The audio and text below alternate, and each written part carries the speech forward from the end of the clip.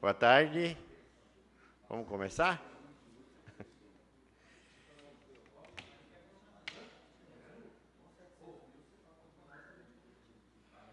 Vamos sentar, vereador?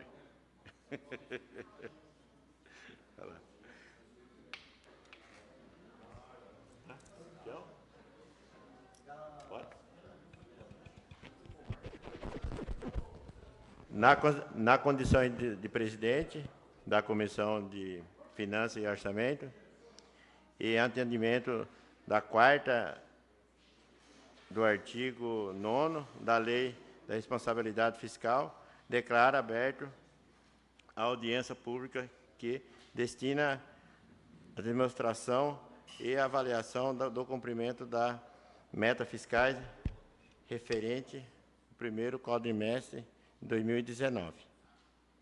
Convido ao senhor José Luiz Dutra, contador da Prefeitura Municipal, para começar a explanação. Com a palavra, Luiz. Uma boa tarde a todos. Boa tarde. Boa tarde. Boa tarde, presidente. Boa tarde, senhores vereadores, população presente, ouvintes e seguidores. Estamos aqui hoje para fazer a apresentação das metas fiscais relativas ao primeiro quadrimestre de 2019. Nós vamos falar, isso aí em cumprimento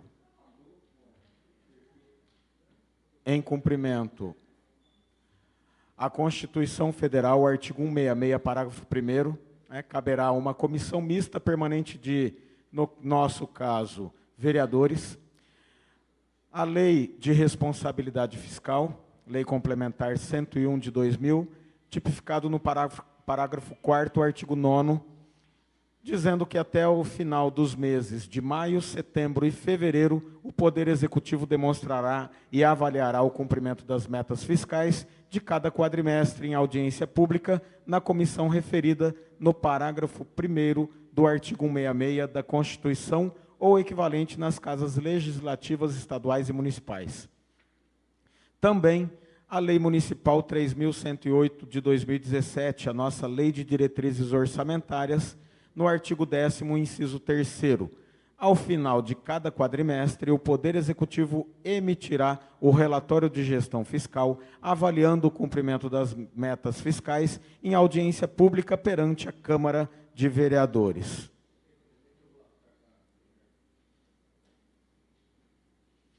Vamos demonstrar aí as receitas relativas ao exercício 2019.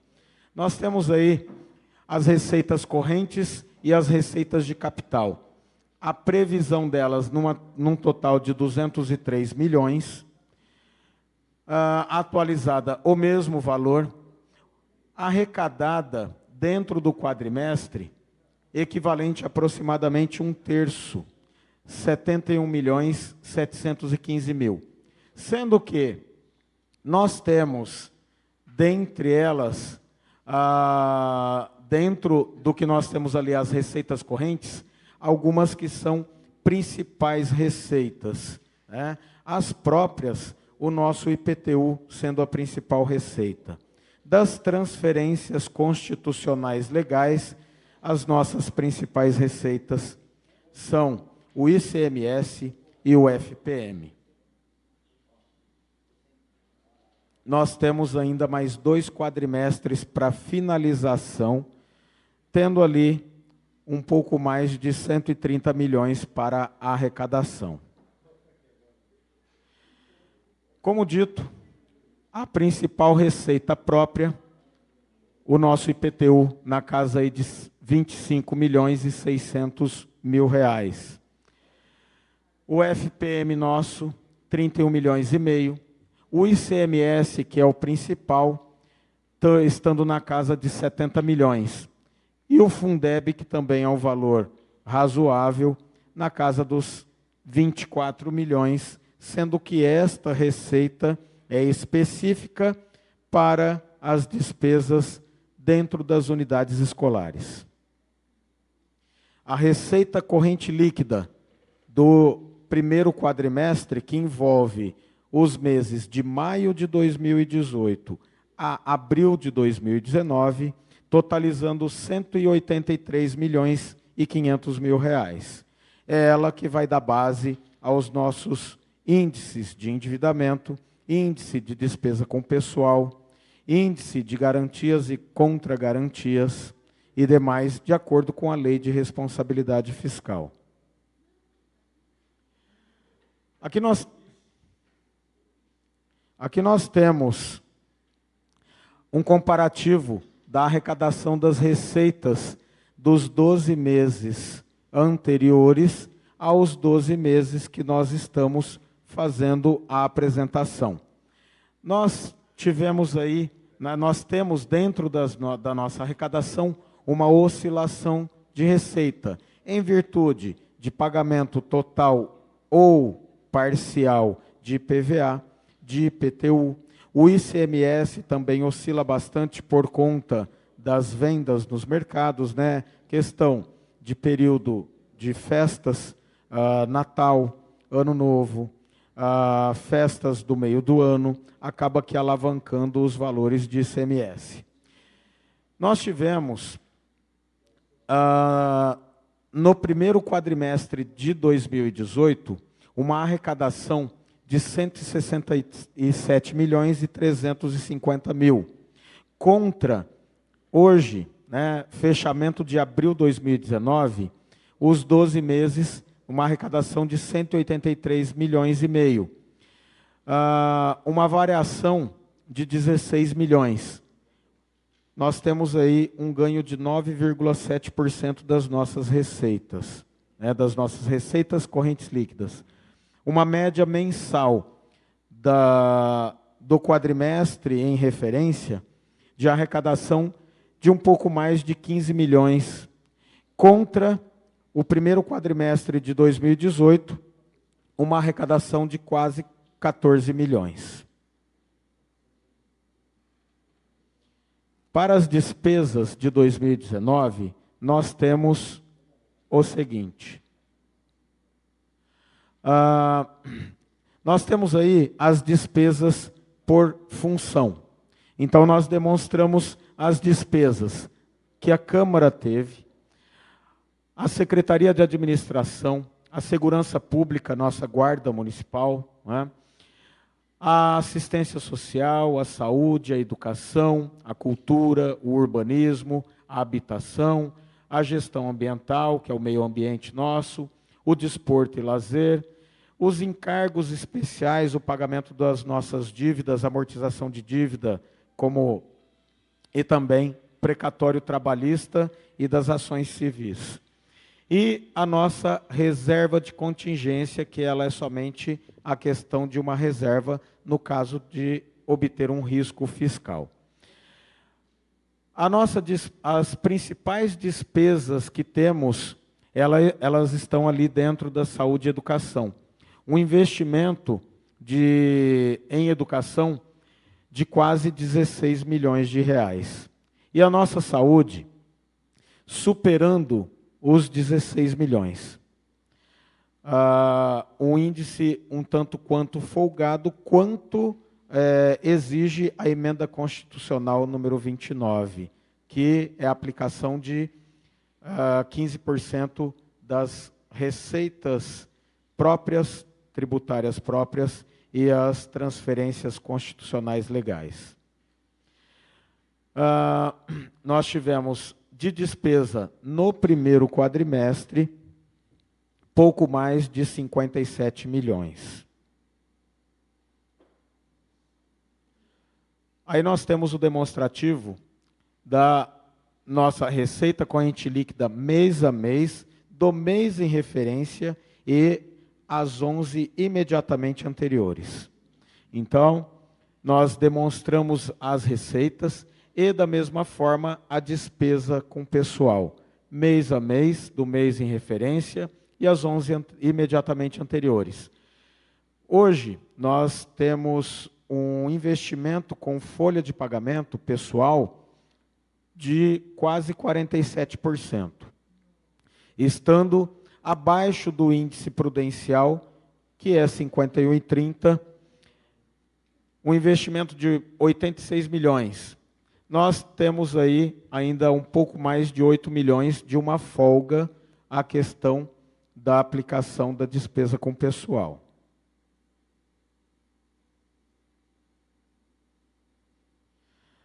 Esse demonstrativo traz aí um resumo das despesas empenhadas e das despesas liquidadas, bem como o percentual máximo obrigatório a fazer investimento. Máximo da despesa com pessoal, mínimo do ensino e da saúde.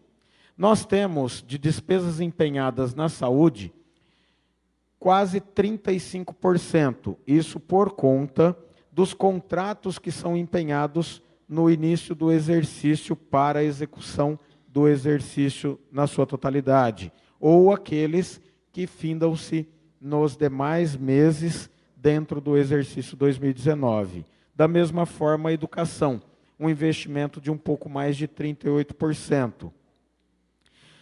Pelas despesas liquidadas, ou seja, aquilo que o fornecedor já fez a entrega do bem, do serviço, do material ou da obra, na nossa saúde nós temos quase 24%. Então, um investimento superior ao mínimo obrigatório pela emenda constitucional de quase 9%, superando quase 9%. O ensino, nós temos a aplicação um pouco menor do que determina a legislação, em 23,47% das despesas liquidadas. E a nossa folha de pagamento, né, como já dito anteriormente, um investimento de pouco mais de 46%, totalizando aí 86 milhões.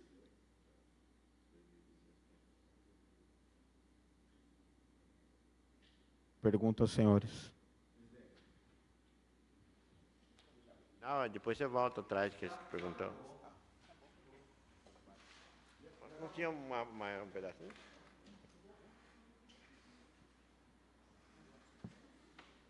Pode perguntar, presidente. A palavra, Antônio. Boa tarde a todos. Boa tarde, presidente. Boa tarde. Então, significa dizer, Dutra, que hoje nós estamos abaixo do mínimo exigido pela lei, que é 25% na educação. Sim.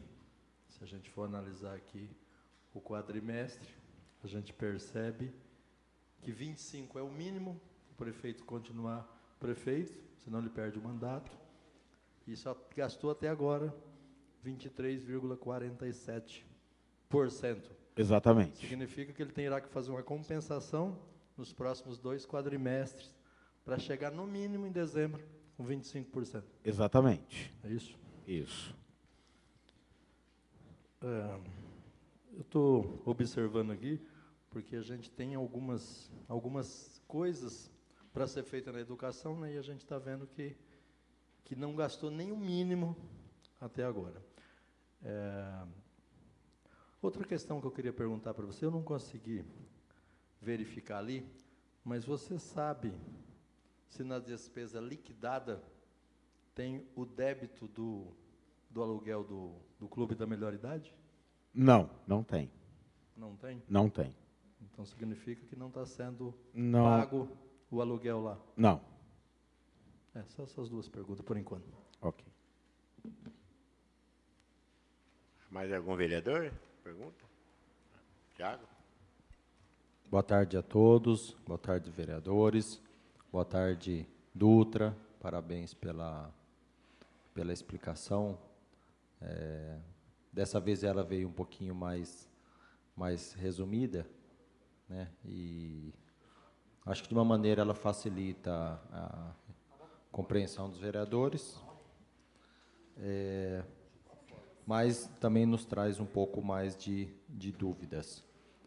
Cumprimento aqui os demais funcionários aqui da prefeitura acompanhando essa audiência, o Chiquinho, a Mara, nossa secretária, e os demais que acompanham. Nós tivemos desde 2013 Acho que o único ano que nós tivemos queda de arrecadação, acho que foi 2014, Mara, é isso? 2014. Nos demais anos, todos os anos nós tivemos aumento de arrecadação.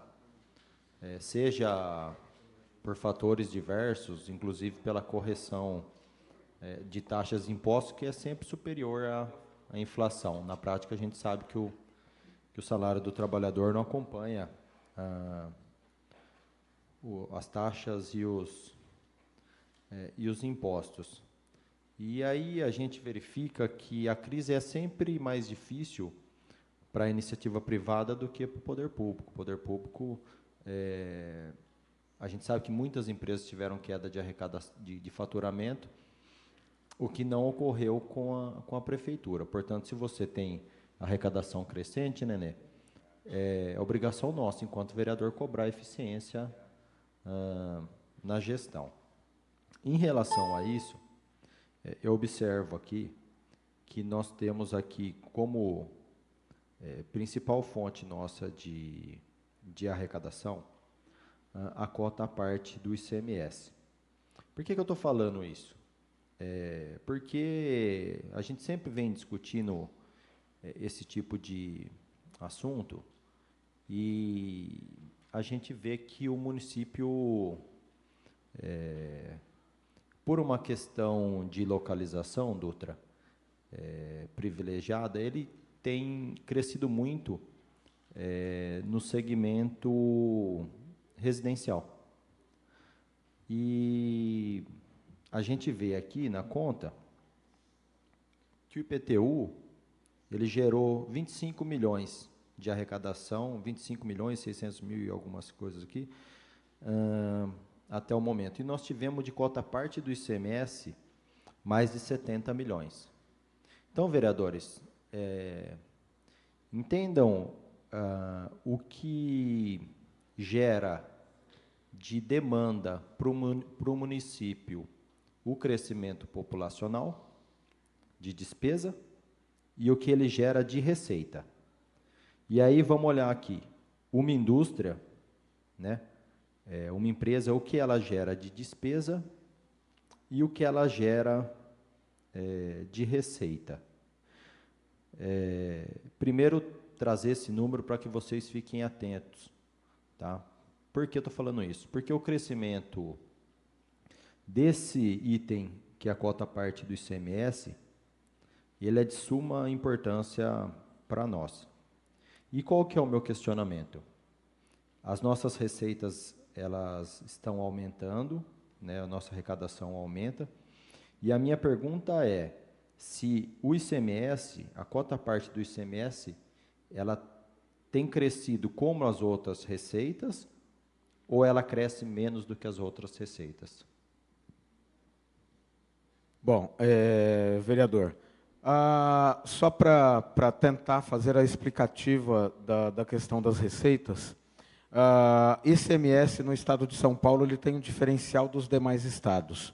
À época, governador Paulo Maluf, ele verificando que os municípios estavam deixando de arrecadar as receitas próprias, então ele criou uma forma de cálculo, uma base de cálculo, para que o município pudesse receber os 25% constitucional legal do ICMS. Então, não é simplesmente pegar o ICMS que é produzido ou comprado de bens dentro do município, que é devolvido para os municípios do estado de São Paulo. Quando da criação de um novo município, esse novo município ele já nasce com uma dízima mínima que vai ser repassado e é subtraído dos demais municípios, visto que esses 25% o Estado não desembolsa para a entrega, né? Ele só dá a parte que realmente é de fato dos municípios. O cálculo são todas as receitas próprias tributárias, né? O IPTU, o Imposto de Renda Retido na Fonte, o ITBI, a dívida ativa deles e as multas e juros, versus o que todo o restante do Estado arrecada. Então, você faz um cálculo e também mediante o número de população dentro do município versus a população do estado. E aí você vai ter um percentual. E claro que também não podemos esquecer que nesta fórmula de cálculo, também aquilo que o município produz de ICMS versus o que o restante do estado produz. E aí você vai fazer parte ali dessa dízima criada pelo estado. Então, temos vários fatores que potencializam a arrecadação do ICMS. Primeira delas, se você não arrecadar recurso próprio, você não vai ter, né, uma boa fatia do bolo do ICM. Segundo grande fator é o quanto o seu município produz de ICMS. Esses são os fatores principais. E quando a gente começa a abrir muito mão da fatia nossa, exemplo, eu começo a anistiar demais ou criar muitas leis para eu estar abrindo mão da arrecadação do IPTU, não se esqueça que isso vai gerar depois um problema na arrecadação de ICMS. Nós temos, por conta de implantação e ampliação de empresas dentro do município de Nova Odessa, e gerando uma arrecadação muito boa de ICMS, contribuindo com que esse ICM cresça. E respondendo a pergunta do vereador, né, para tirar a dúvida maior, o crescimento do ICMS ele está sendo muito superior ao crescimento do IPTU. E ainda tem, né, nós temos aquilo que é favorável e aquilo que é contra, né, os pós e contras, a questão de um crescimento de ICMS. Quando a gente traz empresas, o retorno de ICMS é muito grande. Normalmente, não só a indústria, mas principalmente um centro de distribuição, porque hoje o ICMS ele fica para quem faz a distribuição. Só que daí nós temos o peso, o fator contrário, que são caminhões pesados transitando pelo município e muitas das vezes deteriorando muito mais rapidamente um asfalto, por exemplo. No crescimento do IPTU, dependendo a causa disso, se for crescimento populacional, e dependendo do nível, nós temos vários fatores complicadores. Nós podemos trazer aí um pequeno benefício de aumento de IPTU, mas nós temos do outro lado uma ampliação do custo de uma saúde pública, uma ampliação do custo educacional, uma ampliação do custo de uma rede de água e, inclusive, um problema que é, inclusive, mundial. O problema de você ter capacidade para fazer a coleta e o tratamento do esgoto, que não é barato, a coleta do resíduo sólido. Então, tudo isso acaba que contribuindo num peso ali desfavorável.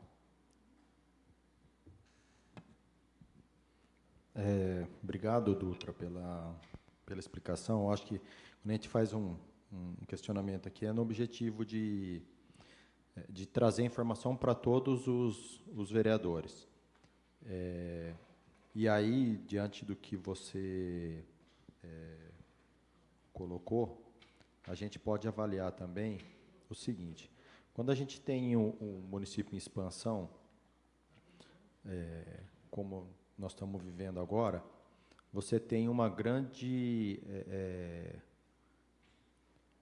geração de novos carnês de IPTU, vamos dizer assim. Cada lote novo agora, Cláudio, ele vai ter um carnezinho de IPTU, né? Mas,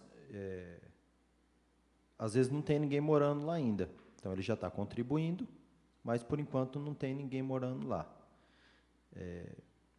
Mas isso, a médio prazo, 2, 3, 4 anos, ninguém compra um terreno e, a não ser que seja especulador, deixa ele lá 10, 20 anos, né? A pessoa vai edificar e vai construir. E aí ele passa a ser um gerador de demanda pública, que é o que o Dutra explicou, né? E como que a gente consegue subsidiar ele? Com a diferença que faz toda a movimentação das empresas, das indústrias que vai gerar. Então, esse equilíbrio é muito importante. A gente tem que ficar muito atento para que o município ele possa crescer populacionalmente, mas para que ele possa crescer também de maneira sustentável na área industrial, na área empresarial. Eu vejo o vereador Avelino sempre comentar que recebe todo dia no gabinete dele currículo, né? Uma coisa que ajuda muito a arrecadação hoje, como o Dutra colocou, são centros de distribuição. Mas a gente sabe que o que gera emprego mesmo é a indústria. Então, o centro de distribuição ele gera arrecadação para o município, ele resolve o nosso problema financeiro, mas não necessariamente ele resolve a questão da geração de emprego. Então, às vezes você tem um município que tem boa arrecadação, mas que tem dificuldade em gerar emprego. E esse cara que não tem emprego, Ângelo, ele é um usuário de 100% de serviço público. Ele usa saúde, educação, assistência social, cesta básica, tudo que tiver, que o município oferecer, ele vai ter que utilizar porque ele não tem renda, né? Então, é importante a gente avaliar a situação fiscal do município, ver que o município está com as contas boas, que a arrecadação está melhorando e que nós temos que cobrar a eficiência da gestão. Mas que a gente observe isso aqui, para que a gente possa entender a necessidade de crescer de maneira organizada, Ângelo. E Nova Odessa ainda tem uma grande vantagem. Ela é bem localizada geograficamente e nós temos uma cidade americana que está praticamente toda ocupada. Então, nós temos que aproveitar essa vantagem que nós temos, essa vantagem estrutural, para desenvolver novos polos tecnológicos industriais no município. Recentemente, o governador Ângelo anunciou a criação de 11 polos industriais e vai desenvolver esses 11 polos. Nova Odessa acho que está inserida em 4 ou 5, né, e os municípios assim vão. Então, espero que agora a gente possa abrir um pouco mais essa discussão. Nós estamos discutindo o plano diretor, precisamos discutir sistema viário para fomentar isso, precisamos discutir um caminho para preparar para que novas empresas possam se instalar para o município. Mas, de qualquer maneira, agora nós também temos um secretário de Desenvolvimento Econômico, aí, espero que ele faça um bom trabalho aí, nesse caminho, junto com o que nós vamos preparar para ele aí no plano diretor. Da minha parte é isso. Palavra, Ângelo. Boa tarde a todos. Ao José Dutra, representando todo o pessoal da Prefeitura Municipal de Nova Odessa. Eu, na esteira do que o Tiago falou, eu acho que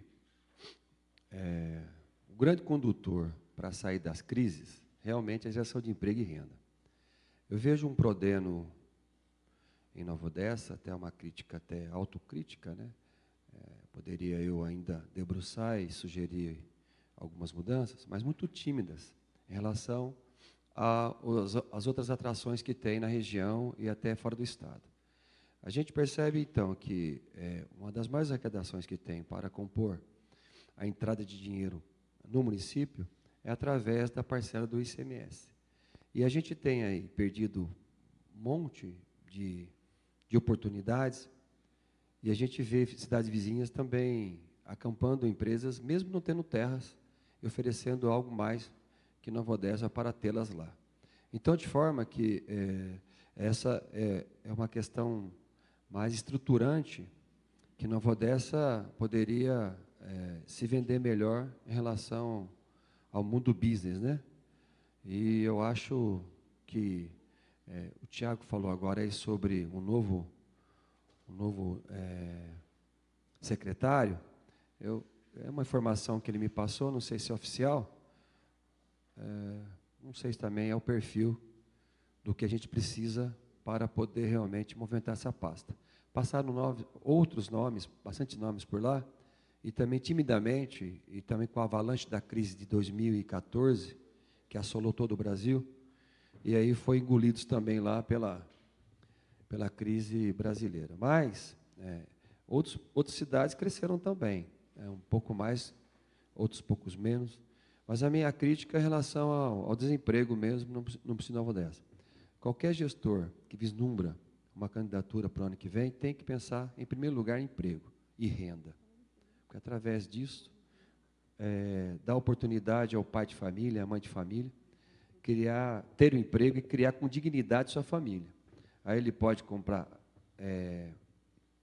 um plano de saúde, pode comprar outras coisas mais, pode dar sustento melhor para os seus filhos, para a sua família.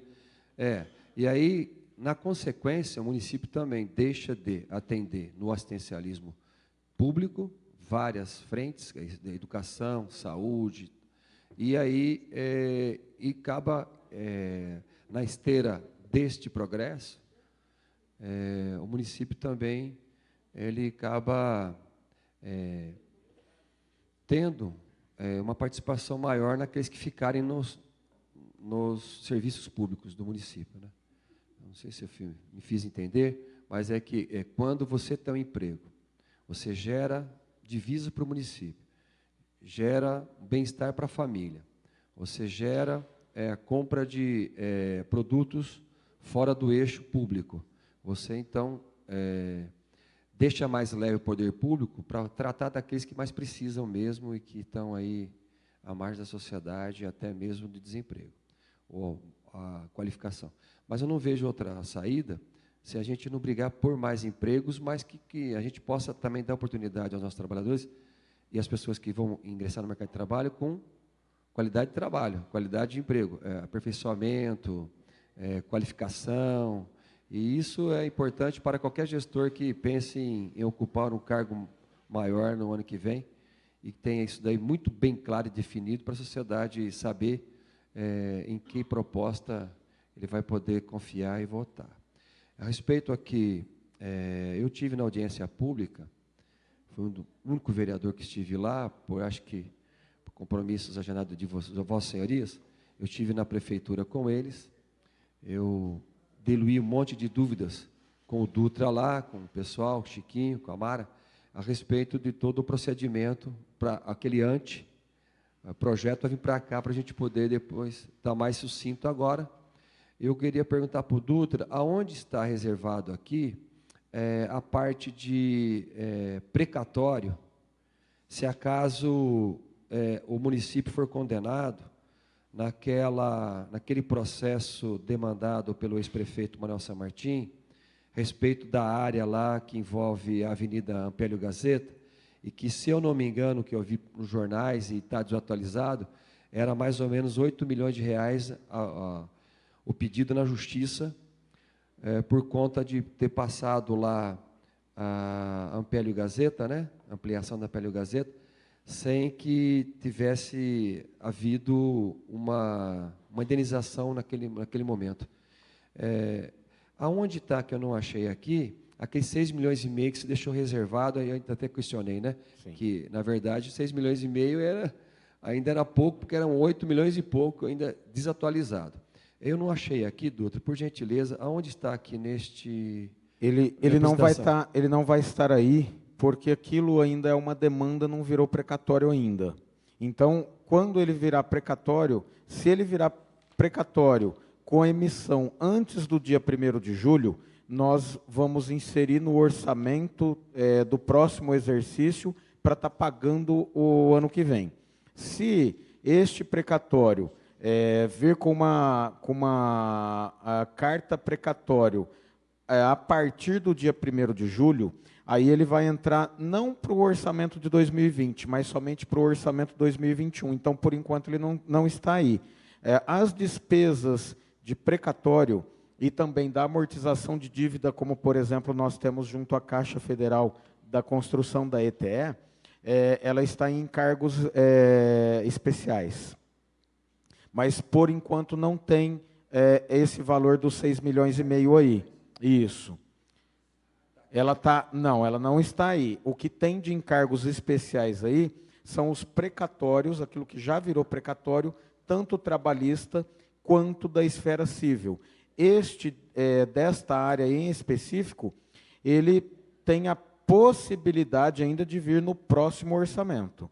mas que também não é certeza, porque se ele for expedido após 1º de julho, ele só vem para o orçamento de 2022. Aquela reserva de 6 milhões que você tinha... Ele é por conta de um risco fiscal. É um risco de virar precatório de uma hora para outra. Mas ele você não traz dele aqui? Ele não é informado aqui em 2019. Ele é para uma projeção de 2020. É porque eu achei que viesse carregando. Né? Não. Se ele já fosse um precatório, aí nós teríamos pelo menos como dívida. Né? Poderia não estar o pagamento, mas teria dívida. Nesse caso, ele ainda está em demanda, então ele não foi dado ainda a sentença de transformar em precatório. Por conta disso, ele só existe um risco de ser transformado num precatório. Aí, a partir de sair de um risco e virar precatório, a gente é obrigado a inserir no orçamento. E também está adentrando ao balanço patrimonial do município, lá na parte de obrigações de longo prazo. Essa reserva de contingência, ela é R$900 mil, depois ela zera até o bimestre? Ela não é feito empenho na reserva de contingência. Ela serve justamente por conta de algum risco que possa acontecer e que a gente não previu.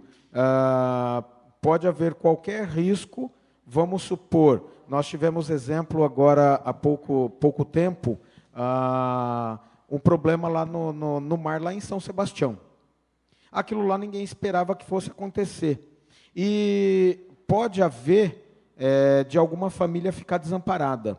Por conta disso, o poder público tem que tomar providência e trazer todo o amparo necessário, o mínimo necessário, para que aquela população que esteja com o problema daquele risco causado, e com isso vai ter despesas. Despesa com alimentação, com colchão, cobertor, fogão, um local adequado para esse pessoal até um determinado momento, né?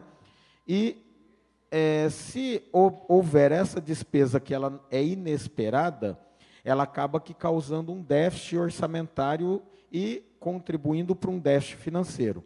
Para que não haja isso, a Lei de Responsabilidade Fiscal criou a ferramenta da reserva de contingência, para ela fazer cobertura desses riscos. E mesmo que você faça, né, as despesas por conta desse risco, você não obtém um déficit, você continua com o equilíbrio fiscal, o equilíbrio das contas públicas. Só uma última pergunta, vou passar para o Antônio. Então, essa reserva de contingência, ela pode ser aplicada, então, no caso de enchente na cidade de Nova Odessa? Pode ser... Imóveis? Pode. Imóveis, ou móveis, ou o período de... Ela serve para você socorrer aquela vítima da situação em si. É um risco em si. Mas vamos supor que a enchente... a exemplo, o município de São Paulo, todos os anos tem enchente, então eu tenho que prever isso no orçamento. Se é algo que nunca aconteceu comigo, ou acontece a cada 10, 15 anos, eu não tenho como imaginar se o ano que vem vai ter ou não. Então, torna-se um risco fiscal. E eu coloco ali em reserva de contingência. Já foi usado para esse fim? Não. Nunca foi usado para esse fim? Não. Aí, ao caso, chegando a um certo momento, isso não, se a gente não utilizar, como não tem utilizado para essa finalidade, ele obrigatoriamente gera um superávit. Órgão público, diferente de órgão da iniciativa privada, ele não tem fins lucrativos. Então, ele não é para gerar superávit.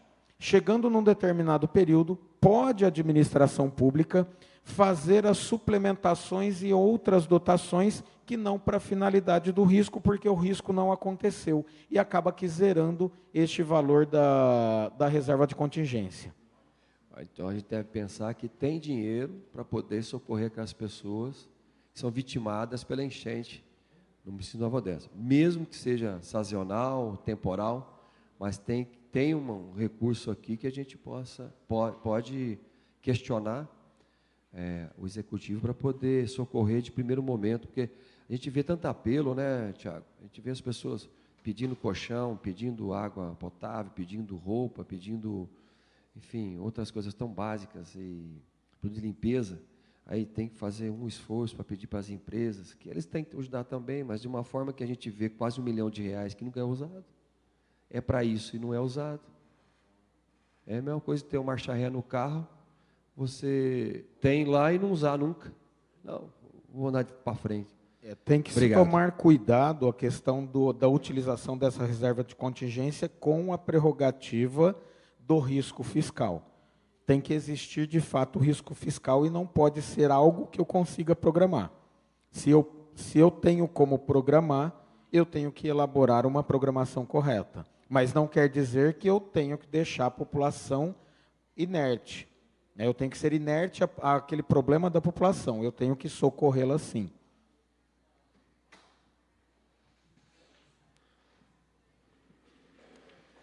Ô, chefe.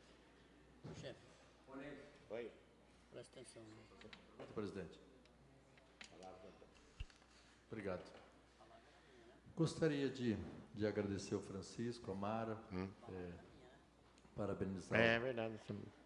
o José Luiz Dutra também pela organização aqui, está mais sintético. Queria ver, Dutra, se você, não sei se você sabe, talvez a Mara pudesse informar, existe um projeto para fazer a primeira quadra para as crianças fazer educação física. Eu estou vendo aqui que a gente não atingiu nem os 25% na educação. Você tem conhecimento, ou a Mara, se esse projeto vai ser desenvolvido, se vai acontecer, se não vai? Porque eu percebi que depois que eu comecei a fiscalizar mais algumas coisas, começou a andar. Por exemplo, a gente tinha 15 máquinas de lavar prato dentro das caixas nas escolas, agora começou a instalar, em 30 meses está terminando, aí chegaram os fogões, faz 3 meses que foram comprados, também estava sem instalar, agora começou a instalar hoje. Então, assim, a gente percebe que o problema que me surpreende, e já não é de hoje, faz alguns 10 anos que eu venho acompanhando, que a gente percebe que não é problema de recursos na educação. Eu vejo, para as coisas modificar o patamar. Não é para fazer os 25% que a lei determina, ou chegar a 27% comprando em dezembro e deixando tudo dentro de caixa, que nem a gente tinha quase 2.000 livros dentro de caixa aí, e aí você vê, ela tem 27%, a contas são aprovadas, tudo, mas o que seria fundamental? E aí eu chamo a atenção quando as pessoas discursam sobre a grande crise nacional. A crise nacional não refletiu nos últimos 6 anos em Nova Odessa. Se a gente observar, nós temos 9% de crescimento de 2018 para 2019.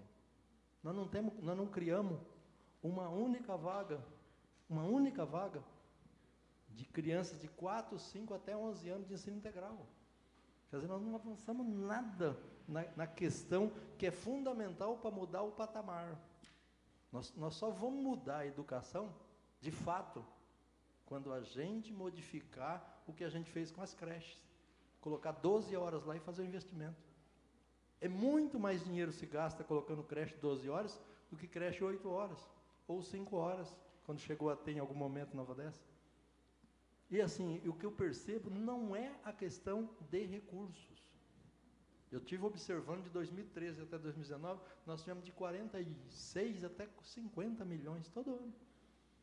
E se você observar do ano passado para esse ano, nós não aumentamos nenhum aluno. Nós não temos a obrigação, nós tínhamos 5.650 alunos, temos 5.658 alunos. A gente estava com 120 alunos em creche conveniada, hoje estamos com 80 e pouco. Então, assim, é uma ilha de excelência no Brasil. Essa destruição que a gente vê, por exemplo, da arrecadação no Rio Grande do Sul, no Estado, em Minas Gerais, no próprio Estado de São Paulo, quando você pega os números de Nova Odessa, que nem você acabou de colocar, tem 46% a folha de pagamento, ou seja, eu tenho folha para contratar, mas 48? Então, para chegar até 52, que é o limite... Não, 52 para acender a luz amarela, para chegar na vermelha, que é 54. Você imaginou o tanto de estrada que eu tenho? A gente não tinha nem secretário de Indústria e Comércio e acabou de dizer que o ICMS no Nordeste está muito bom, está crescendo e tudo. E a gente contratou hoje o secretário. É impressionante como que em Nova Odessa parece que descola para o lado bom, para o lado positivo. Porque eu observo em Sumaré, por exemplo, tem quase 7.000 crianças conveniadas em creche, que é um negócio louco. Nova Odessa nós estamos com 86 crianças só. Quer dizer, praticamente, se a gente colocar isso como prioridade, zera mês que vem. A gente vai lá e inaugura a creche do Triunfo e zera, não tem nenhuma. Isso é uma excelência, isso não existe no Brasil.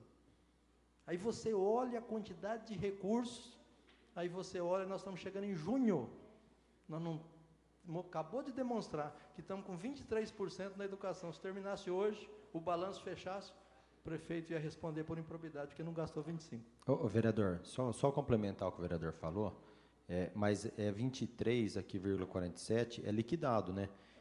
Empenhado já tem 38,56 e na saúde 34,54. Se puder, Dutra, dá uma explicação em relação a isso, porque o pessoal, ele bate, né? É o empenhado e o liquidado. Mas aqui na questão do... Dá uma olhadinha, vereadores, na coluna do meio, e o Dutra vai explicar para a gente aqui. Não, sim, não. Eu tô colocando, porque a hora que você chega no final do ano, se você pegar o 2017, se você pegar os 12 meses, é isso que eu estou falando.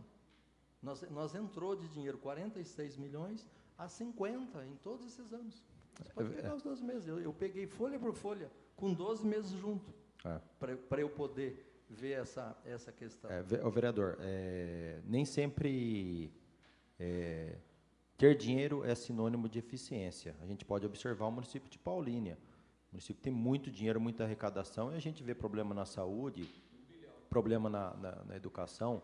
Agora, a nossa arrecadação, ela caiu só no ano de 2014, depois não caiu mais, ela aumentou todo ano. Mas então, é nossa obrigação cobrar a eficiência da gestão desse dinheiro. Mas é porque você exclui 2014. Eu estou somando tudo junto. Então, se você pegar 2013, 2014, 15, 16, 17, 18, 19... Só cresceu. Não caiu nada.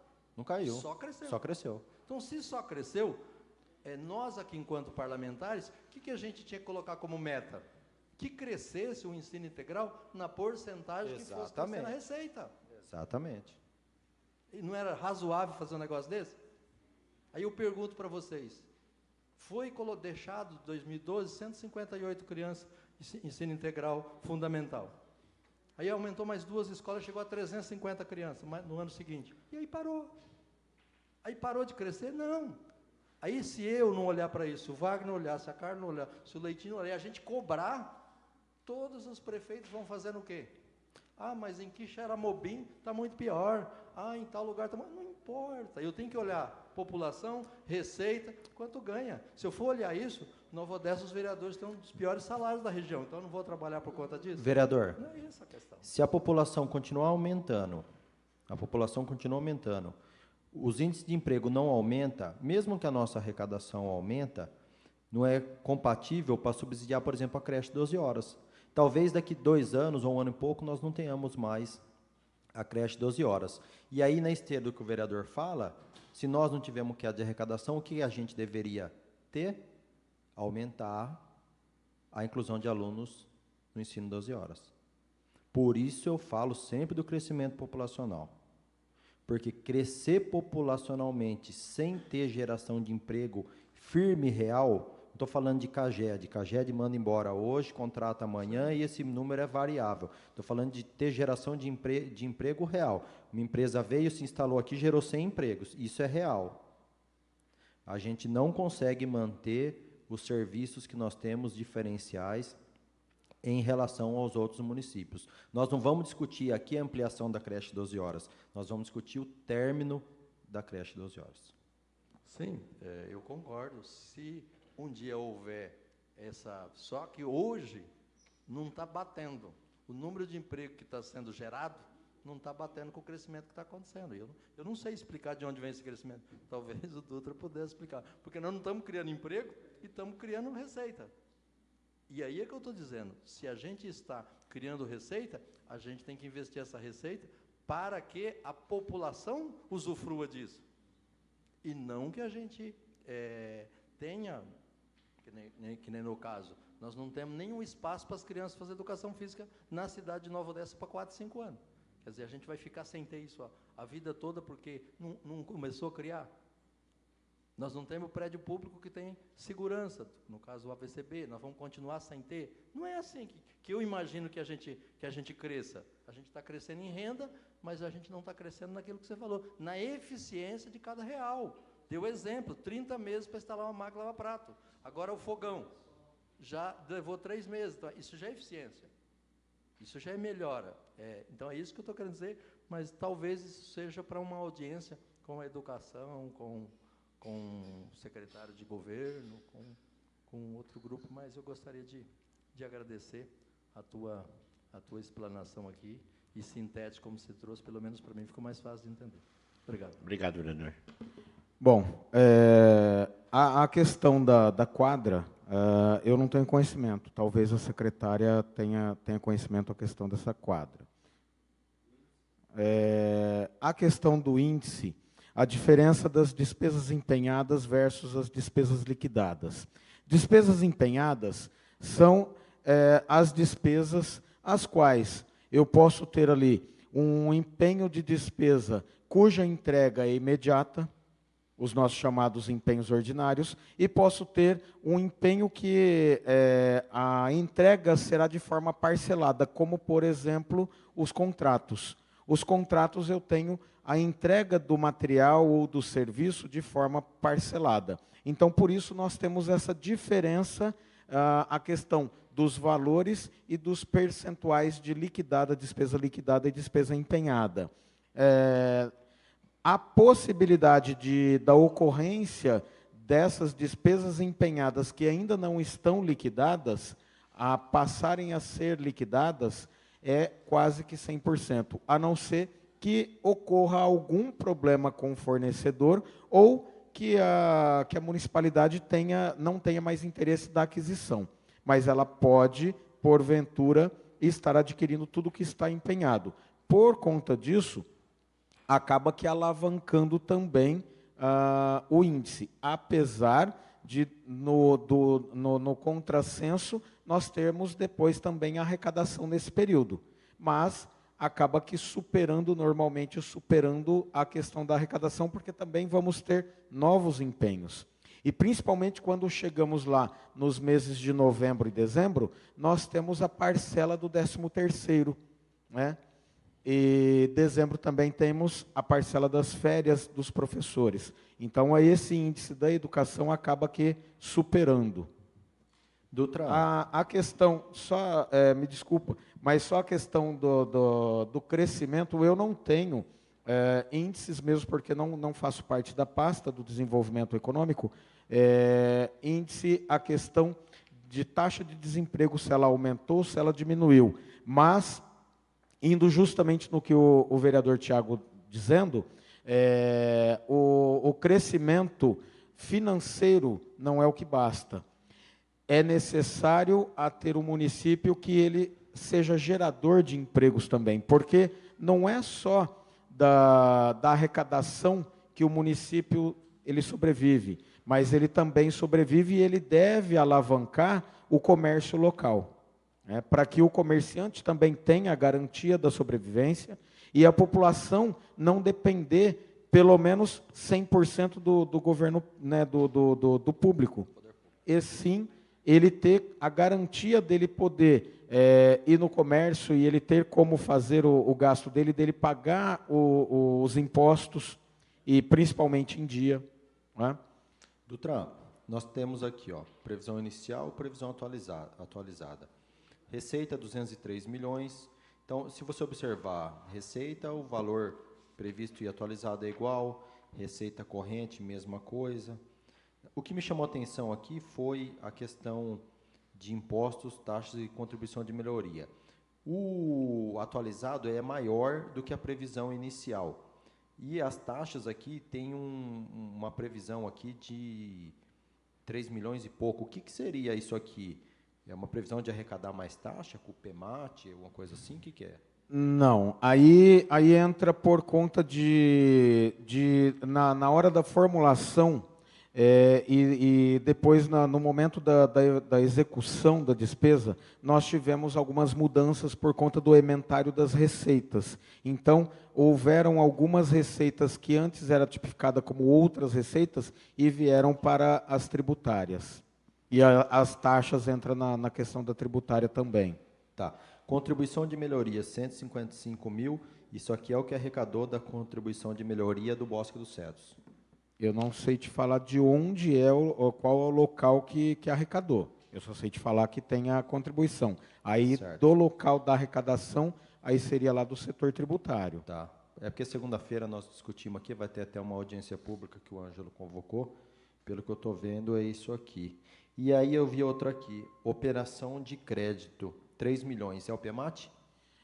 Ele pode entrar o PEMAT como pode entrar qualquer outro tipo de operação de crédito, né? Porque nós podemos ter uma operação de crédito vindo aí pelo BNDES, pelo Desenvolve SP, pela Caixa Federal. Então, ele em si é um financiamento. Entendi. Última pergunta minha é o seguinte, amortização, refinanciamento de dívida aqui de 4 milhões e pouco. Isso aqui é referente àquele FGTS que foi negociado, os funcionários, é isso? Essa amortização de dívida entra o pagamento de todo precatório, sendo precatório trabalhista ou civil, e também, a exemplo da dívida que nós temos, o pagamento da ETE, né, da contratação da operação de crédito da ETE. Ainda na esteira do Tiago? Dutra, a cultura aqui, o orçamento de 2 milhões e 221, né? Nesse quadrimestre já foi 660 mil reais foi gasto. Esse dinheiro de 2 milhões e 221, ele acompanha os três gabinetes, né? Agora tem mais um, depois tem mais outro, né? E não dá para sair o dinheiro da festa, tipo os 120 mil que foi feito? O que tem programado aí são as despesas de ação continuada que ela vinha do exercício anterior. Porque dentro desses valores, nós temos folha de pagamento, ao que envolve toda a cultura. Nós temos também a revirada cultural, que não é recurso próprio, é recurso do governo do Estado. Nós temos contratação de, por exemplo, sistema para poder gerar a questão ali da cultura, da biblioteca. Então, assim, as despesas em si acabam que sendo valores altos para o poder público.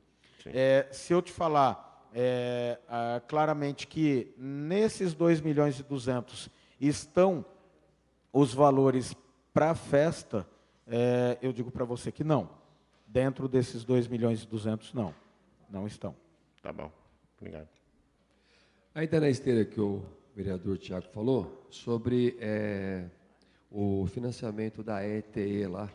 Quanto devemos ainda desta construção e quantos anos ainda tem para o vencimento total de dívida lá? Agora eu não me recordo. Você tem noção mais ou menos disso, Chiquinho? É uma pergunta um tanto quanto meio... Porque é assim, a questão de meses, né? E essa operação de crédito em si, ela não foi feita em uma única vez, ela foi várias vezes, então tem várias etapas, eu não me recordo nem valores que falta pagar, mesmo porque ele gera muitas atualizações, e nem quantos anos falta para pagar. Eu poderia ver, e mesmo assim, é valor aproximado por conta de juros que entra depois. Para a próxima explanação, eu trazer ali um período aproximado do quanto tem ainda para pagar, para liquidar essa dívida, e o valor aproximado, porque quando encerra exercício, a Caixa Federal atualiza o valor. Então, esse valor acaba que, mesmo que a gente fez um pagamento do montante, ele atualiza a dívida. Então, ela acaba aqui aumentando um pouquinho. Porque nós aprovamos aqui o financiamento, o Leitinho estava aqui naquela época, e foi o Manuel que fez o primeiro financiamento. Era a carência de 2 anos, depois para mais 12 anos, são 14 anos. Não sei se foi o primeiro mandato do Manuel, que fez começou a implantação da ETE. Mas ela Eram tem 12 outras etapas também. Era aproximadamente 23 milhões de reais pelo FEIDRO, e aí o outro... porque a gente tem que ter ciência do quanto a gente tem de obrigações para pagar no futuro. Sim. É importante, então, este fato de que, se você não tem, eu vou me permitir fazer um requerimento, Dutra, para que você pontualmente nos mostre o quanto foi pago, quantos anos já se passou e quantos restam e quanto faltam para liquidar, tá bom? Sim, sem problema. Essa construção ela é um tanto quanto complexa, né? Porque ela teve uma parcela dos chamados fundos perdidos, né? O PAC 2, ela teve uma parcela de recurso próprio, ela teve uma parcela de financiamento, ela teve uma parcela do FEIDRO e ela teve uma parcela que foi a CODEM que também fez. Então, são várias parcelas. Mas aquilo que você perguntar, a gente faz a resposta. É claro que, talvez, a hora que encerrar exercício, esse valor modifique, por conta de pagamentos e a atualização que ela alavanca a dívida. Para encerrar minha participação, eu reservei aqui 1h30 para a discussão, então eu gostaria de saber só a última pergunta. Se Nova Odessa for uma empresa e querer fechar as portas amanhã, quanto de dívidas tem o município para honrar? Qual o valor dessa dívida que o município tem para honrar hoje? Com todos os compromissos que tem. 18 ou 19 milhões, Esses aproximadamente. 18, 19 milhões são parcelamentos futuros, né? Não tem nada em atraso. Não tem nada em Não tem atraso. financiador atraso, não tem... Está em ordem com fundo de garantia, recolhendo os funcionários, pagando aquele refinanciamento, tudo isso. Essas partes todas sendo pagas. Tá, então, hoje, a prefeitura, uma empresa privada, ela, para fechar as portas, ela tem que liquidar 18 milhões de reais para não ficar com dentro do que a contabilidade tem, suja. dentro do que a contabilidade tem conhecimento, é aproximadamente 18 ou 19 milhões que temos Isso de é dívida. compromisso futuro. Isso. Ela não está inadimplente. E aquela capivara lá do primeiro tempo, segundo tempo, que o Benhor Gomes foi gestor e que tem eram 400 mil reais, hoje está em 2,5 milhões. O Projovem. Projovem. É esse processo que precisou fazer um esforço jurídico para poder tirar a prefeitura do cadinho lá. Eu não sei te dizer, Mara, sabe alguma coisa sobre isso?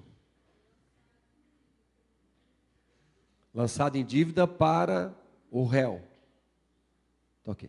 Então, o réu é o ex-prefeito que responde, é isto? Tá, obrigado. Rafael, uma palavra. Gabriel, desculpa. Boa tarde, Dutra. Boa tarde, senhores vereadores. Boa tarde aos presentes. O meu questionamento primeiro é com relação às despesas com assistência social, né, que eu estava analisando aqui. É a única despesa aqui que já está acima do que a metade do valor orçado, né? Já tem alguma previsão para compensação ou é normal essa despesa no primeiro quadrimestre ser até maior do que 50% do valor orçado? É tranquilo isso? A parte social é um tanto quanto complicada. Nós temos ali, da mesma forma que temos as demais funções de governo, nós temos a folha de pagamento e as obrigações, que normalmente é o maior peso. Mas ela, de uma forma diferenciada, que é a educação, por exemplo, a saúde, que vem numa constância, o social, ele depende, às vezes, você não tem nenhum carente necessitando de um auxílio do poder público. E de uma hora para outra aparece meia dúzia de andarilhos ou pessoas numa extrema pobreza e precisa de, por exemplo, a aquisição de marmitex, aquisição de cobertores, aquisição de passagens para que essa pessoa vá até o seu município. Então, aí, a questão do social ela é muito variável, é difícil, inclusive, a gente planejar. Mas, sendo necessário, mais para frente, a gente faz a suplementação para que fique adequada as despesas com a assistência social, assim como as demais outras áreas. Com relação às dotações, né, da despesa no todo, no geral, né? Eu estava verificando aqui que consta aqui que a dotação atualizada é 200 milhões, né? E a inicial era 203 milhões. É isso mesmo? Pelo que está aqui na folha. Não saberia dizer porque aqui não especifica se era a dotação atualizada agora, acho que é a página 9.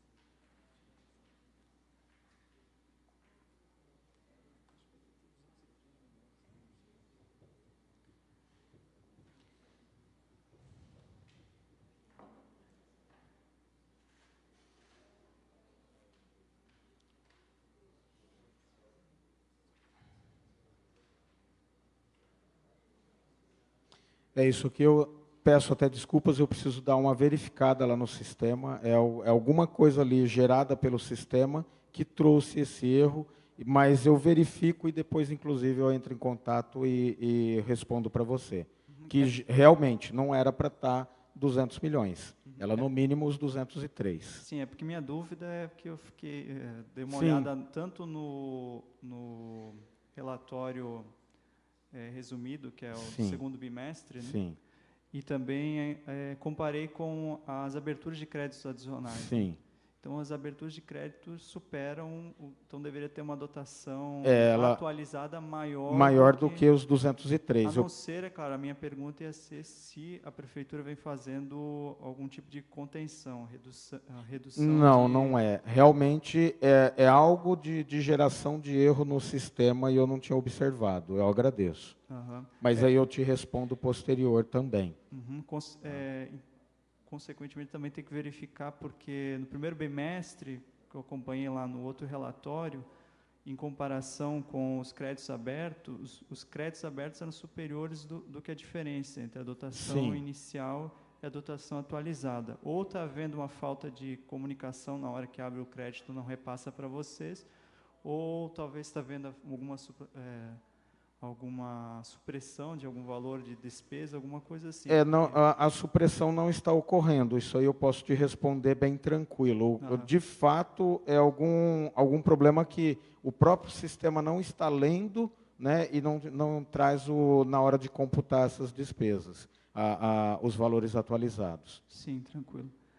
Assim, eu também olhei o plano plurianual, não, desculpa. A lei de diretrizes orçamentárias que chegou há pouco, eu verifiquei, assim, bastante coisa tá dentro de acordo também. O que me chama a atenção é que tem muita coisa ali que acho que, por chegar aqui para o parlamento, acho que deveria trazer mais notas explicativas, tá?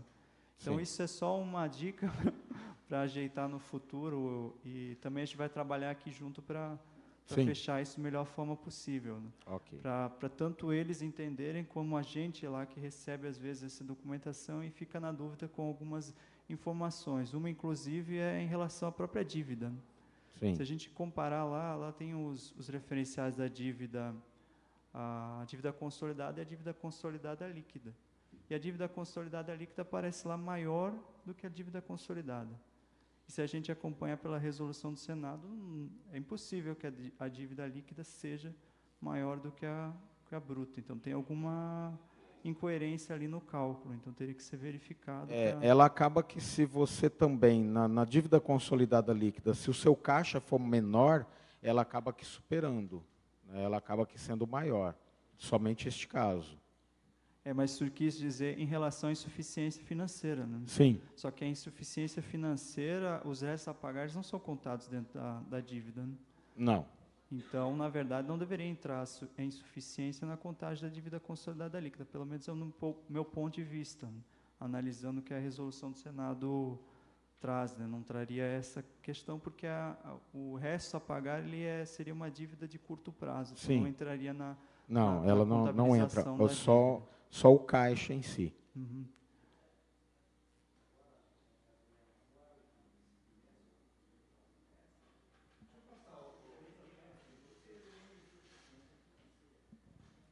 A dívida consolidada líquida está com 4 bilhões negativo, ou seja, o caixa bruto está maior do que a dívida consolidada.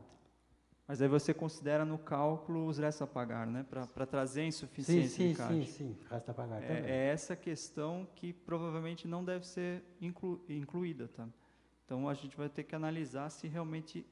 Porque se você verificar lá dentro dos balanços, lá dentro do SICONF, né?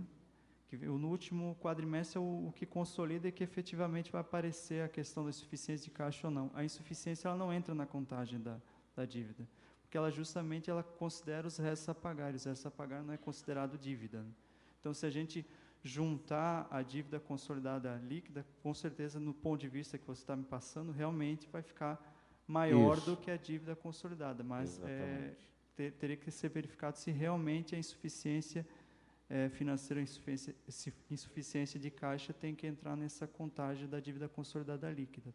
Não vou te confirmar também, que é um estudo agora, mas pelo meu entendimento, que eu leio da norma, não deveria ser contado, tá? Por isso que daí às vezes fica confuso, se você olhar dentro do balanço patrimonial, aparece uma dívida. Você vai lá dentro da dívida, lá você vê uma outra dívida. Você vai para o resto a pagar, você vê outra dívida. Porque, com certeza, elas são diferentes. E esses 19 milhões seria da dívida consolidada mesmo. Até 30 de abril agora. Sim, entendo. Daí já não considera algum resto a pagar ou os empenhos empenhados, Isso, etc. Exatamente. Outra questão, eu não sei se o município ele tem esse Conselho Municipal de Orçamento. Ele possui esse conselho? Não. Não possui? Então, isso é uma questão também para os vereadores verificarem essa situação aqui, que o artigo 134 da Lei Orgânica, ela define que deveria ser constituído um Conselho Municipal Orçamentário, até para a gente organizar melhor essas questões, né? Porque eu entendo assim que os vereadores eles têm um conhecimento, cada um em uma área, e às vezes eles não têm conhecimento bruto em cima do orçamento, que é uma peça importantíssima. Hoje, o governo federal está se matando para fechar o orçamento deles. A gente não pode chegar, nós, município, e termos uma situação como a deles. E se a gente não se organizar, não participar também, fica inviável também. A gente sabe da demanda da contabilidade, que tem muitas coisas para fazer lá, e às vezes não tem como ter o tempo para organizar isso da melhor forma possível, mas se não tiver um orçamento bem planejado, depois a população não sabe se na prática o prefeito está fazendo aquilo que ele prometeu, né? Se ele disse que ia melhorar a educação e está diminuindo o valor destinado à educação. É só através disso aqui. Aqui dá para analisar direitinho o que foi prometido, o que estava lá na lei orçamentária e depois foi resultado. Inclusive, no bimestre vem sempre o balanço orçamentário, lá dá para ter uma base ótima do que foi previsto e depois do que foi realizado. Então, realmente, eu acho que é importante pensar nesse conselho, né? E para trazer gente técnica que consiga organizar o orçamento, né? Sim. Seria isso, então. Valeu. Obrigado.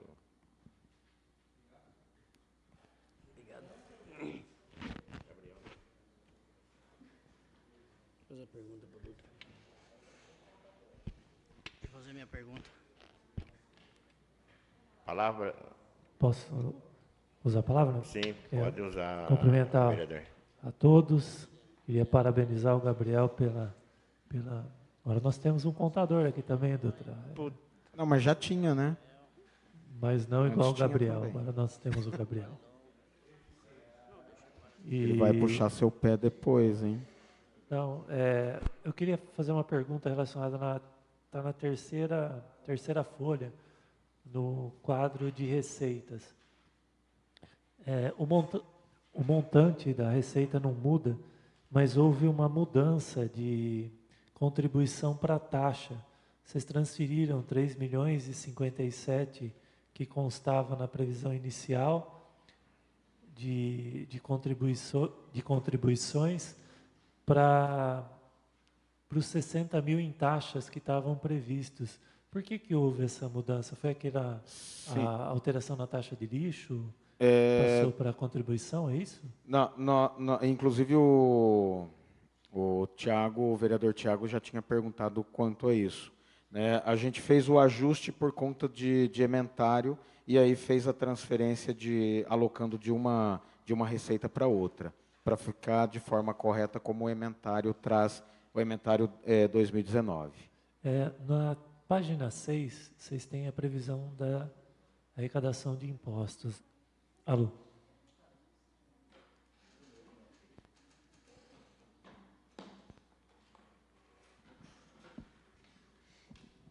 A previsão de arrecadação de impostos.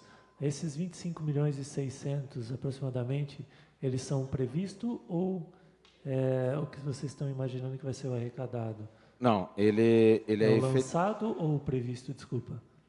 Esse da página 6.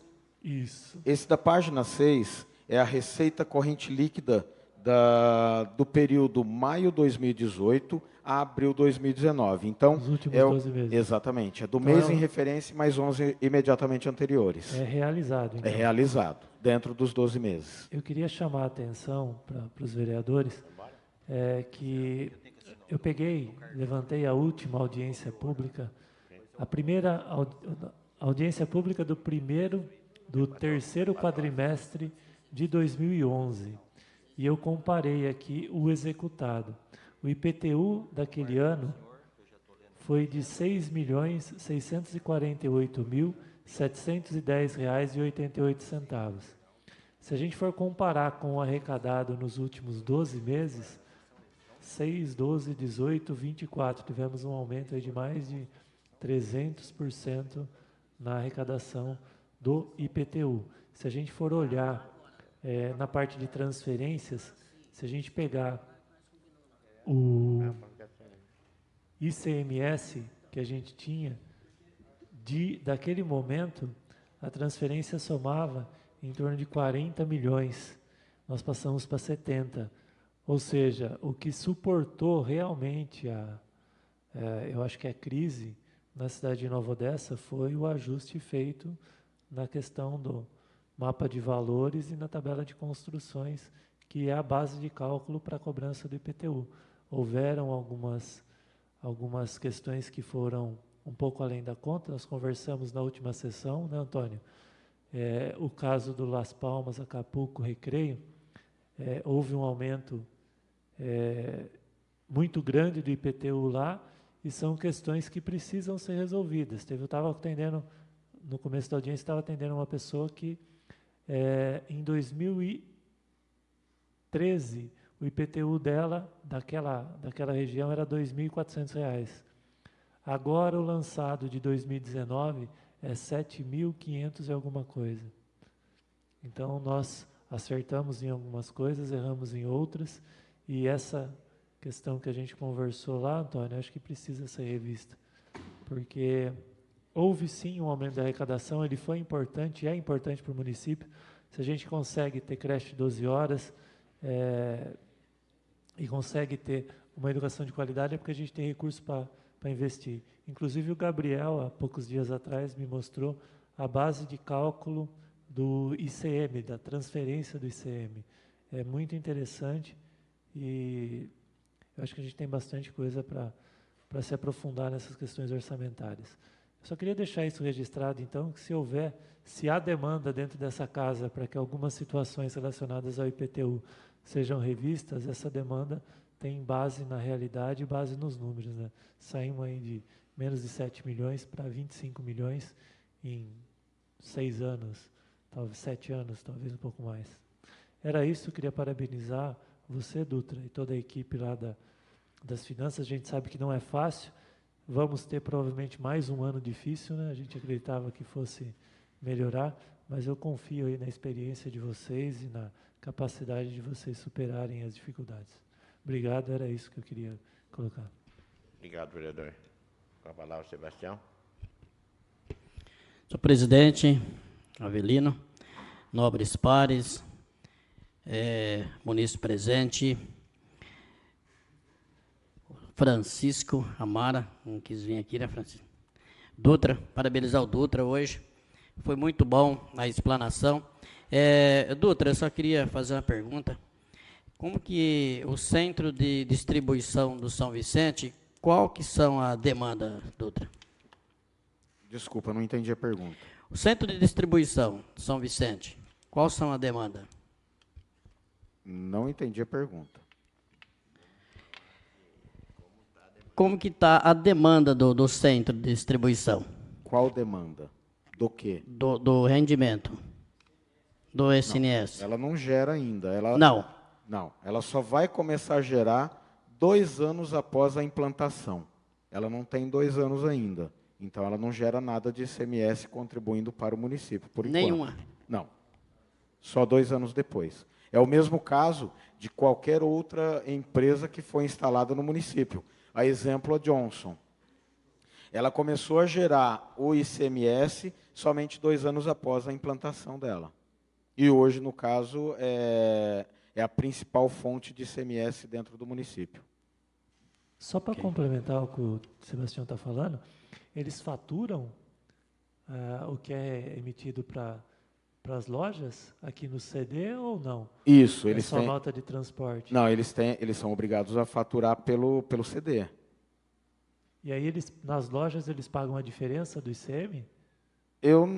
Essa parte eu não sei, não sei ao certo, mas eu sei que o centro de distribuição é quem faz a emissão das notas para fora e o ICMS fica onde está localizado o centro de distribuição. É que a nota pode ser faturada como remessa, né? Mas no caso no caso do centro de distribuição, não de centro de distribuição. Então, no caso da Johnson, antigamente não havia recolhimento de imposto aqui. Pelo que eu lembro, era só nota de remessa. Aconteceu que o Serra baixou uma norma falando da substituição. Parece que tinha que faturar no centro. É obrigado a faturar no centro. A faturar no centro e as farmácias faturam e pagam a diferença do ICM. Mas eu não sei se... Mas o bolo maior ele fica onde está o centro de distribuição. Então, eu acho que é algo que tem que ser levantado, porque mas eu acho que... Estranho, né? Eu acho que o São Vicente não deve faturar tudo ali no CD deles. Se faturar, será excelente para nós. Assim como eu acho que o Pague Menos também não faz isso no CD deles. Eu não sei. Isso aí é questão de fiscalização. Não sei te falar. É algo, eu acho, bastante importante. Eu acho que tem que ter uma fiscalização. Eu não sei se tem norma que rege isso. Eu sei que quando o Serra baixou aquela obrigação de faturar no centro de distribuição, tanto de bebida quanto de medicamento. O Chiquinho vai saber explicar melhor isso aí. O centro de distribuição do São Vicente, no primeiro momento a gente fez uma reunião com o contador, que ele queria algum benefício. Inicialmente eles não vão faturar, ele recebe e transfere. Não tem faturamento, diferentemente do Johnson. Pelo menos era no início, não sei se mudaram.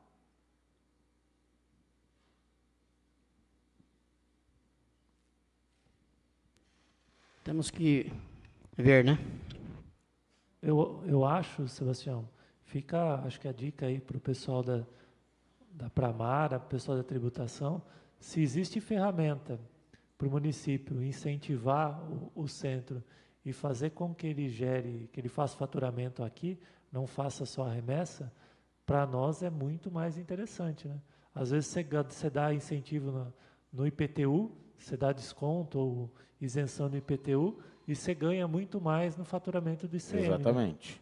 Né? Acho que daria para, Mara, fica a sugestão, Mara, para a sua equipe fazer uma avaliação, de repente conversando com o pessoal do CD, o município pode fazer uma isenção do IPTU do centro, por exemplo, e desde que eles façam o faturamento das mercadorias em Nova Odessa. Porque, por exemplo, a Johnson, se ela pagar ou não pagar IPTU, para nós não muda nada. Não, não muda. O que importa para nós é o retorno de ICM. É isso se o São Vicente já não tem esse benefício, né, Wagner? Mas se não tiver, pode estender para mais anos. Se não tiver, não tem problema nenhum. Ou se tiver, amplia. Mas eu acho que é uma ferramenta de arrecadação, né? Sim, com certeza. Fica a sugestão aí. Acho que legal. Boa pergunta, Celestino. Porque o faturamento é bem mais do que o IPTU. Sim, o ICMS normalmente ele é muito maior do que acaba que a contribuição do IPTU. Com certeza. Ok, obrigado, doutor. Algum vereador? Pode falar, Schuder. Obrigado, presidente. Queria agradecer a presença do Dutra, a presença de pessoal aqui que está nos assistindo, também do Chiquinho, da Mara. Dutra, como está a CND da prefeitura? Está em ordem? As CNDs estão em ordem. A dívida hoje, atual? Aproximadamente 19 milhões, 18 a 19 milhões, conhecimento que a contabilidade tem. E do que é essa dívida, a maior parte? Nós temos dívida com a operação de crédito da Caixa Federal com a ETE, nós temos dívidas de precatórios, que nós não somos devedores, nós somos, a gente consegue liquidar dentro do exercício em si. Nós temos dívida daquele caminhão Munk que foi adquirido. Então, tudo isso faz parte do cômputo da dívida que nós temos ali no balanço patrimonial. Certo. De fornecedores, tem dívida também? Tem, porque eu tenho conhecimento os precatórios. Não sei se tem mais alguma coisa. Na dívida também está o parcelamento do INSS, o parcelamento da CPFL. Tá. Aquele laboratório que saiu anterior a esse que está atual, a prefeitura está com dívida? Aí a secretária aqui tem conhecimento, não sei te falar.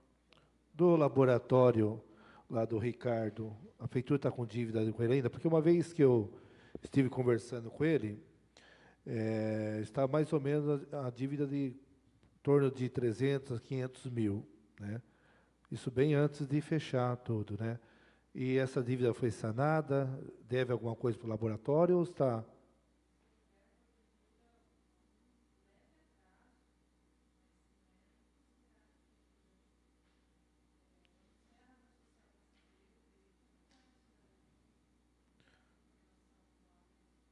Porque o laboratório já faz tempo já que saiu, né, daqui do nosso município, e eu me recordo que antes de fechar o laboratório, né, até porque foi a vigilância de São Paulo que veio, estive conversando com o proprietário e ele falou que estava com uma dívida até um pouquinho meio alta da prefeitura, né. Então eu vou até fazer um requerimento nesse sentido, para ver se foi sanado tudo, ou se tem dívida ainda.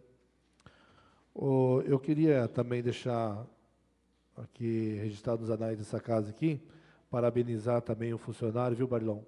Essa casa, o Gabriel, viu? Gabriel, parabéns, viu? Eu estava até conversando com a Carla, e você falou muito bem, cada um tem sua área, né? A Carla é um, o professor Antônio é outro, o meu é outro, e a gente acaba ficando um pouquinho, até meio perdido, né? Mas você que tem uma instrução, e até passou em primeiro lugar no concurso, aí, viu? Então está justificado, né? Porque, sinceramente, eu nunca, toda a audiência pública, estou no 4º mandato aqui nessa casa aqui, eu nunca vi um contador da Câmara vindo aqui e dar sugestão. E o mais importante isso, neutro politicamente. né? Esse que é o mais importante. E também nos ajuda também a conhecer um pouquinho o orçamento, né? Com a experiência técnica dele. Parabéns, viu, Gabriel? Então, as certidões estão todas... Sim, estão todas em dia. O ICMS, a empresa chega no município, ela se instala, demora 2 anos... Para consolidar, tendo em vista, isso aí é prerrogativa do governo do Estado, que se a empresa ela encerra as portas com menos de 2 anos, isso existe a possibilidade. Se ele consolida isso já no ICMS, ele depois tem que fazer a subtração.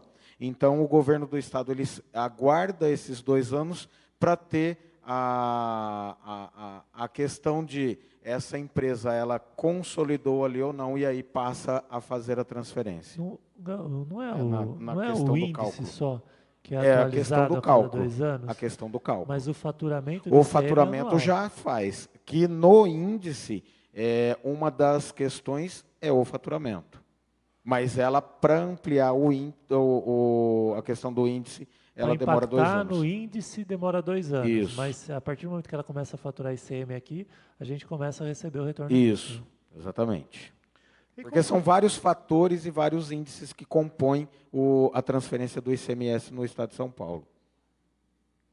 Esse fundo de participação do município, como que funciona? O fundo de participação do município, ele é a base de cálculo do imposto de renda e do IPI, e depois transformado na participação dos estados, para os estados e para os municípios.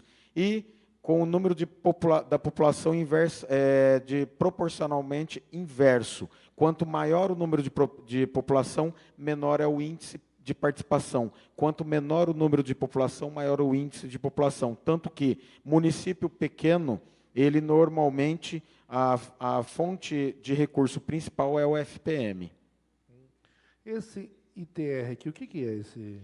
É Imposto Territorial Rural. É uma cota parte do Imposto Territorial Rural. É só 99? É porque o imposto territorial ele é barato. É baratinho. Ele é bem barato.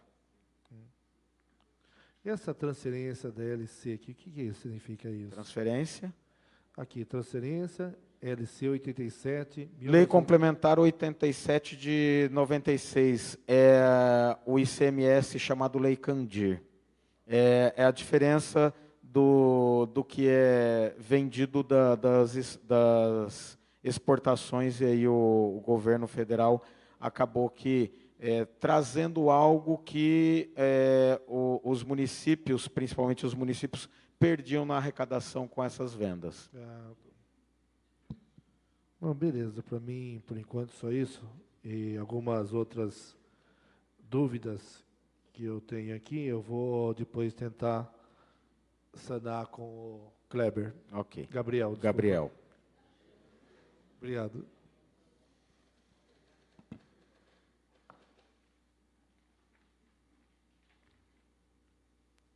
Encerrar.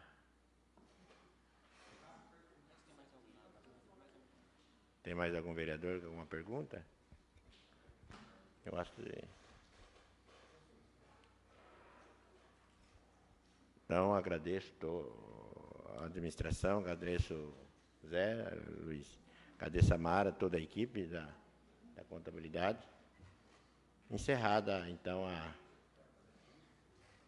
audiência pública. Obrigado, Zé. Obrigado a todos. Obrigado, Mara. Obrigado, seu Chico. Que Deus abençoe vocês. Trabalha mais 4 meses, né? Sim, com certeza. Obrigado.